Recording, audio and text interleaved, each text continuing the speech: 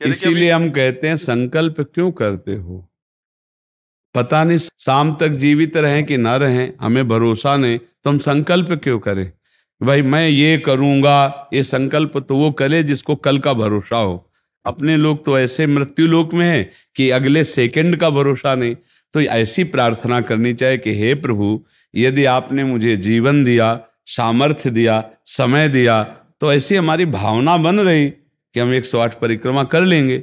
और अगर नहीं समय, नहीं शरीर सामर्थ्य रही, तो हम एक को नहीं करेंगे, तो कोई अपराध नहीं लगेगा। अगर संकल्प ले लिया कि अब 108 करेंगी, तो अब करना चाहिए। फिर देखो, संकल्प पूरा करना चाहिए। तो अभी इस जान तो शरीर में है ही, तो संकल्प के लिए फिर उसी कार्य में लगा जाता है। पर हम सबसे प्रार्थना करते हैं संकल्प ना लिया जाए। कभी कोई अगर नियम लेने की बात हो तो ये जरूर छूट दे दे कि हे प्रभु, यदि हमारा स्वास्थ्य ठीक रहा, हमारा जीवन रहा, तो हम आपके ऐसा कर लेंगे। और अगर नहीं रहा तो आपने कोई संकल्प किया नहीं, तो पाप नहीं लगेगा।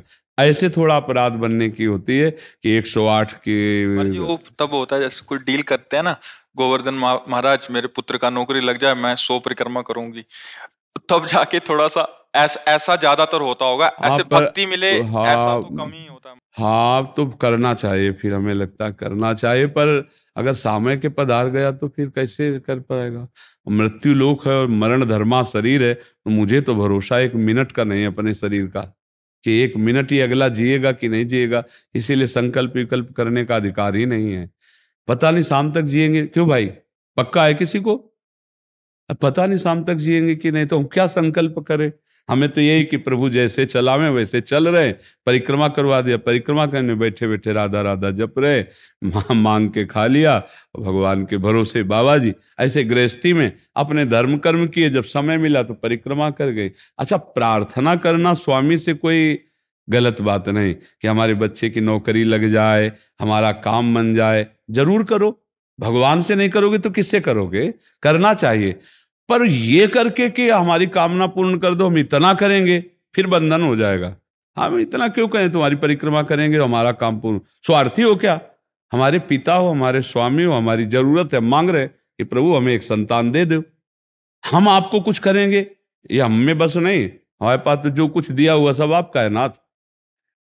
स्वाभाविक 108 परिक्रमा लग जाए, कोई बात नहीं। संकल्प मत करो, मांग जरूर लो, तुम्हें मांगना है। और छूट दे दो कि प्रभु यदि उचित हो तो ऐसा करना, अगर उचित ना हो तो प्रभु लाख बार मांगो तो भी पूरा मत करना। ये भक्तों की मांगे होती हैं, ये सत्संगियों की मांगे होती है कि नाथ मेरी आवश्यकता तो है, पर अगर आपको उचित लगे तो आप दे देना, और अगर उचित ना लगे तो मेरे मांगने पर भी आप ना देना। ये जब ये बात बनी रहती है कि जितना नाम जप होना चाहिए उतना नहीं होता, उतना, ये बात तो हमारे में भी है। इतनी पीड़ा तो हमको भी बनी रहती है कि जितना होना चाहिए उतना नहीं होता। इतनी पीड़ा हम अपने गुरुदेव भगवान में भी देखी। एक दिन उन्होंने कहा क्या बताएं, जीवन निकल गया, छक के नाम जपने को नहीं हुआ, रात दिन मंत्र में नाम में लगे गए, रात दिन 10 वर्ष समीप रह के सेवा में रहे। तो देख, बोले क्या बताऊं, पूरी जिंदगी निकल गई, छक के नाम जपले को नहीं मिला। तो भगवत भजन करने वाले में भजन की इतनी भूख बढ़ जाती है कि रात दिन भजन करने पर भी उसको ऐसा अनुभव होता है कि जैसा होना चाहिए वैसा। यही अखंड भजन बनाता है, यही अखंड। पर इस अखंड भजन होते हुए भी रोना आएगा कि प्रभु मुझे भजन करने की रुचि दे दो। यही भजन, असली भजन का ही फल है। भजन करते हुए भजन की इतनी भूख होना कि भगवान से भजन ही मांगना कि प्रभु मुझे भजन करते। अभी वो भजन नहीं होता जैसा प्रेम से होना चाहिए। हर एक महात्मा को, हर एक भजनानंदी को अनुभव होगा। और ये अगर हुआ तो भजन अखंड होने लगेगा। क्योंकि हम जिसकी पीड़ा महसूस करते हैं उसको हम भूलना कैसे बर्दाश्त कर पाएंगे? तभी वो अखंड स्मृति कर पाता है। और जो संतुष्ट हो जाता है भजन में, वो भजनानंदी नहीं होता। जो भजन में असंतुष्ट और भोगों में संतुष्ट रहता है वही भजनानंदी कहा जाता है। अपनी बात कहते हैं, मुझे तो गुरुदेव ने संभाला, नहीं तो साधन भजन हो रहा था, पर वो अहंकार जनित था। जब गुरुदेव ने कृपा करी तो हमारे अहंकार को चकनाचूर हुआ। तब ये बात समझ में आई कि गुरु कृपा से मोक्ष मूलम गुरु कृपा। गुरुदेव भगवान साक्षात करुणामय प्रियालाल के स्वरूप हैं। वो जब कृपा करते हैं तो अहंकार नष्ट हो जाता है, और अहंकार नष्ट होते ही दैन्यता आ जाती है। और प्रियालाल को दैन्यता बहुत प्रिय है, और वो दैन्यता कृपा से ही आएगी। और गुरु के चरणों में आसक्त रहो। देखो, हम आपको गुरु महिमा की एक बात बता दें।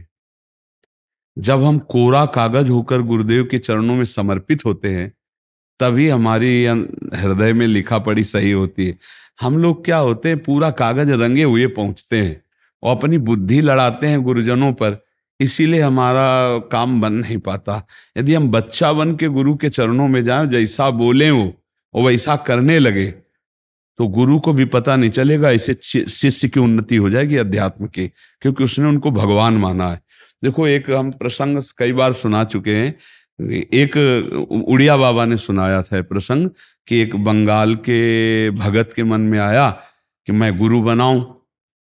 तो एक प्रसिद्ध थे काली के उपासक, उनके पास गए, और वो मदिरा पीते थे, वो जानते नहीं थे। वो मदिरा पिए हुए बैठे हुए थे। उन्होंने कहा, गुरुदेव, मैं आपको गुरु रूप से वरण करता हूं, मुझे मंत्र दे दो। तो शराब के नशे में लड़खड़ाते हुए मंत्र बोले, तो अशुद्ध मंत्र और अशुद्ध अवस्था, पर वो सीधा सरल भक्त भगवान मान के गुरु की छवि लेके पूजा में रख के और मंत्रानुष्ठान, अशुद्ध मंत्र। 1 साल ही हुआ कि मां भद्रकाली प्रकट हो गई, काली, और उनका बेटा, तेरा गुरु ढोंगी है। तो उनका, मां, पहली बात तो आप गुरु को ऐसा ना बोले, गुरु हमारे परब्रह्म है, आप ऐसा ना बोले। बोले, बेटा तू बहुत सरल है, जानता नहीं, वो शराब पीता है, और जो मंत्र दिया ना वो अशुद्ध है। मां ने कहा। तो उनका, मां, अब तो और विश्वास आपकी बात पे नहीं रहा। अगर गुरु ने अशुद्ध मंत्र दिया होता तो तुम 1 साल में आ गई, कैसे आ गई? बोले, बताने आई हूं कि मंत्र अशुद्ध है। तो उनका, मां, मैं अपने गुरु निष्ठा और गुरु मंत्र को नहीं छोड़ सकता, आप जाओ। तो उनका बेटा, मैं तुम्हारी गुरु भक्ति पे प्रसन्न हुई, और आज से मेरे सिद्ध करने का मंत्र यही होगा जो अशुद्ध मंत्र। ऐसा गुरु भाव किया जाता है। गुरु को परब्रह्म साक्षात माना जाता है। परब्रह्म में दोष दर्शन नहीं होते, दोष हमारी बुद्धि का है। अगर बुद्धि का दोष निकाल दे तो देखो, मत्ता परतरम नान्यत किंचिदस्ति धनंजय, भगवान कह रहे मेरे सिवा कोई और है नहीं। फिर हम गुरु को दोष दर्शन में देखें, कहीं ना कहीं हमसे त्रुटि हो रही। हमें घोर पापी में भी भगवान देखना है, तो गुरु में भगवान देखने में क्या बात है? विचार करके देखिए। जब हम गुरु में भगवान देखते हैं तो अपना समर्पण करते हैं, और जब वो हमारे साथ उल्टा व्यवहार करते हैं और हम सह जाते हैं तो हमारा अहंकार नष्ट हो जाता है। वहीं वहीं रहकर उसको चोट पहुंचने दो अहंकार को, और अहंकार जब मिटिया मिट हो गया, तब कृपा उदय हुई, तब समझ में आया को हो साक्षात परब्रह्म गुरुदेव हैं। गुरुर् ब्रह्मा गुरुर् विष्णु गुरुर्देव महेश्वरा, गुरु साक्षात परब्रह्म तस्मै श्री गुरु। गुरु में भगवान बुद्धि करना बहुत कठिन बात है, सबसे कठिन बात विश्व में, समझ लो। गुरु में परब्रह्म बुद्धि करना, और गुरु में परब्रह्म बुद्धि नहीं तो कुछ भी कर ले, अहंकार नष्ट नहीं होगा। यह खुली बात कह रहे। गुरु ही एक वो खिलाड़ी हैं जो हमारे अहंकार को मिटिया मेट कर दे सकते हैं, दूसरा नहीं, दूसरा नहीं। इसीलिए ध्यान मूलम गुरु मूर्ति, पूजा मूलम गुरु पदम, मंत्र मूलम गुरु वाक्यम, मोक्ष मूलम। गुरु का चरणामृत पियो, गुरु की चरण रज लगाओ, और गुरु के आगे एक तुच्छ सेवक की तरह रहो, अभी दैन्यता आ जाएगी। अगर गुरु में दोष दर्शन होने लगे तो हट जाना चाहिए, और दूर से उनको परब्रह्म मान के बिना निंदा किए उनके द्वारा बताई हुई उपासना में रत हो जाए तो उसका परम कल्याण हो जाएगा। दूसरा गुरु बनाने की जरूरत नहीं है। परमात्मा प्राप्ति के लिए गुरु कृपा ही। हम तो आपको हाथ उठा के कहते हैं कि गुरुदेव की कृपा के बिना एक कदम नहीं चल सकते, एक कदम भी नहीं चल सकते। हम जैसे भूमि में ही कदम रख सकते हैं, ऐसे हम जीवित हैं, परमार्थ में चल रहे हैं तो केवल अपने गुरुदेव की कृपा से चल रहे हैं, किंचन मात्र कुछ नहीं। केवल वो ऐसे पकड़े हुए हैं तो हम चल रहे हैं, अगर वो ऐसे छोड़ दें तो धम्म से गिर जाए। गुरु कृपा ही केवलम, गुरु कृपा है। वो दैन्यता गुरु कृपा से आती। महाराज जी, धन्य भाग है आपकी कि आप दैन्यता चाहते हैं। हाँ, परम कृपा है वैष्णव आचार्यों की। बस चुपचाप चलते रहिए, किसी की निंदा मत करना और किसी के दोष दर्शन मत करना, बस इसी से दैन्यता आ जाएगी। और दैन्यता में रोना आता है। जैसे अब आपका दैन्यता में रोना आता है कि मुझ जैसे अधम पर इतनी कृपा श्री कृष्ण की, महाप्रभु की, गुरु की, तो वो हृदय निर्मल होता चला जाता है। जब रुदन होता है ना प्रभु के, उसमें इससे ज्यादा और किसी तीर्थ में नहीं पवित्रता है जितनी रुदन में पवित्रता है। हाँ, रुदु सुश्रम राजन कृष्ण दर्शन लालसा, जब अपने प्यारे प्रभु के लिए रोना आता है तो हृदय निर्मल, तार तार निर्मल हो जाता है। और कबीर दास जी कहते हैं कि बिन रोए किन पाइया प्रेम प्यारा मीत, कबीरा हंसना छोड़ दे रोने से कर प्रीत, बिन रोए किन पाइया प्रेम प्यारा मीत। पर भगवान की 3 प्रकार की लीला है, एक है सृजन और एक है पालन और एक है संहार, और तीनों लीलाएं होंगी, पक्का होंगी। जैसे सृजन जरूरी है, पालन जरूरी है, ऐसे विनाश भी जरूरी है। तो देखो, इस शरीर को कहा गया विनाशी और इस लोक को कहा गया मृत्यु लोक। तो भाई देखो, जो जन्मा है उसका शरीर छूटेगा, जो हमने कर्म किए उसके अनुसार हमें भोग मिलेंगे। अब हम भगवान से भजन के बल से, उनके प्रार्थना के बल से हमको क्षमा याचना करवा सकते हैं। तो अपने पुत्र के लिए, अपने कल्याण के लिए, अपने परिवार के कल्याण के लिए, समाज के मंगल के लिए भगवान का नाम जप करे, भगवान से प्रार्थना करे, दूसरों को सुख पहुंचावे, धर्म पूर्वक आचरण करे, तो निश्चित मंगल होता है। हाँ, बहुत अच्छा है।